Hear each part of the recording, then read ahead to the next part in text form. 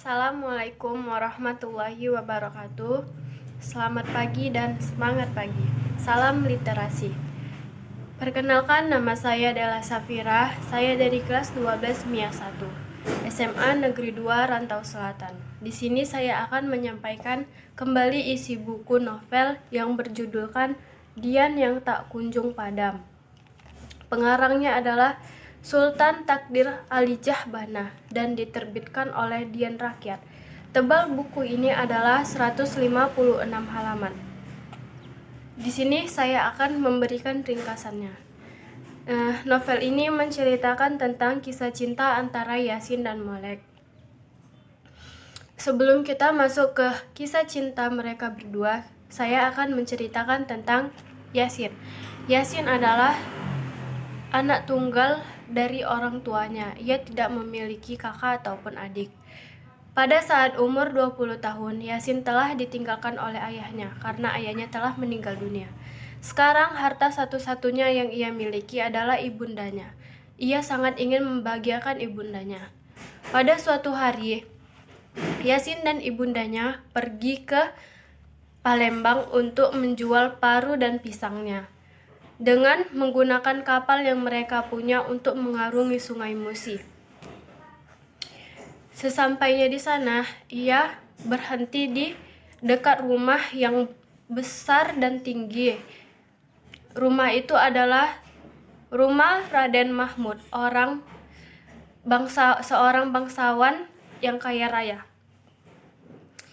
Raden Mahmud ini mempunyai anak yang bernama Molek. Molek itulah gadis yang dicintai oleh Yasin.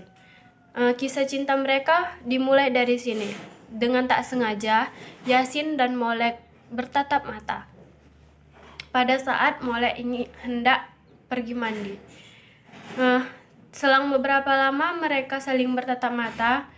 Mereka melepaskan tatapannya itu dan Molek pun masuk ke rumah. Ibundanya Molek pun heran mengapa Molek masuk rumah tersenyum-senyum sendiri dan bergirang hati.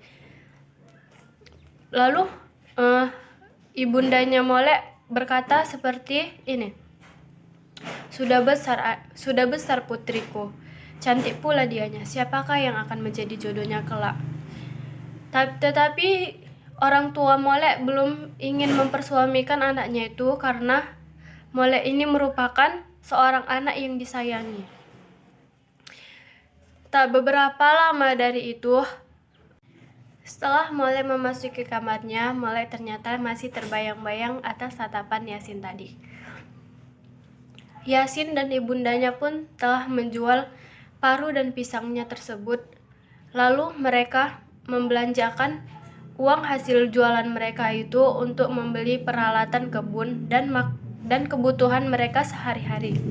Saat setelah Yasin membeli perkakas dan kebutuhan sehari-hari, Yasin pun memiliki pikiran yang tak karuan terhadap gadis itu. Rasanya Yasin jatuh cinta terhadap gadis itu. Namun apalah daya Yasin yang hanya orang miskin yang datang dari Uluan. Sebab orang Palembang sangat membenci orang yang datang dari Uluan. Nggak tahu kenapa mereka sangat membencinya. Yasin ini hanya seorang anak miskin yang tak punya apa-apa. Jadi ia berkecil hati dan ia merasa bahwa itu hanya sebuah mimpi, bisa berkenalan dengan si Molek. Hari demi hari pun telah dilalui Yasin, tetapi hatinya tetap tidak tenang. Dan ia pun memutuskan untuk pergi ke Palembang untuk memberanikan diri mengatakan kepada Molek bahwa ia menyukai Molek. Sesampainya di Palembang, ia mengirimkan surat kepada Molek. Mengirimkan surat, lalu menaruh surat itu di tempat biasa Molek mandi. Molek pun menemukan surat itu. Betapa senangnya hati Molek mendapatkan surat itu. Dan ia pun buru-buru membalas surat Yasin. Setelah beberapa bulan berlalu, hari demi hari, bulan demi bulan telah ia lalui di sana. Yasin dan Molek pun selalu berkirim surat, berkirim kabar. Sampai tibalah saatnya kedua orang tua Molek ingin menunaikan ibadah haji. Sebelum menunaikan ibadah haji, orang tua Molek ingin sekali melihat putri sulungnya itu memiliki suami. Betapa bahagianya Molek, lalu Molek memberi kabar tersebut kepada Yasin, supaya Yasin cepat melamarnya. Tetapi apalah daya, semua sudah diusahakan Yasin. Yasin menyuruh ibundanya dan saudaranya untuk menemui kedua orang tua Molek. Namun apa daya, semuanya hanya sia-sia. Namun siapa sangka niat baik Yasin untuk melamar Molek ditolak mentah-mentah oleh kedua orang tua Molek. Karena Molek hanya akan dipersuamikan dengan seorang bangsawan juga. Tak lama dari kejadian itu, ada seorang lelaki yang kaya raya yang bernama Said. Ia melamar Molek. Kedua orang tua Molek pun merestui lamaran itu dan segera dilangsungkannya pernikahan antara Molek dan Said. Tetapi pernikahan itu tidak membawa kebahagiaan, melainkan membawa kesedihan.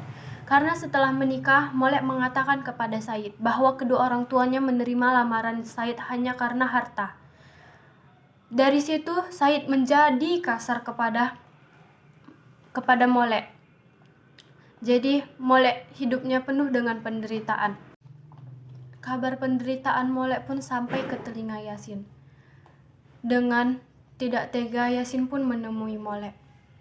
Sampainya di sana, ia sudah menemui Molek. Tak berapa lama, Molek pun meninggal dunia. Jadi itu adalah pertemuan terakhir mereka. Dan Molek dan Yasin pun memutuskan untuk kembali ke desanya bersama ibunya. Tetapi apalah daya, takdir berkata lain. Ibundanya pun ikut meninggal dunia. Dan akhirnya Yasin pun memutuskan untuk berdiam diri di lereng Gunung Sumeru. Dan tak lama ia pun meninggal dunia di gunung tersebut. Sekian ringkasan yang dapat saya sampaikan, lebih kurangnya saya mohon maaf.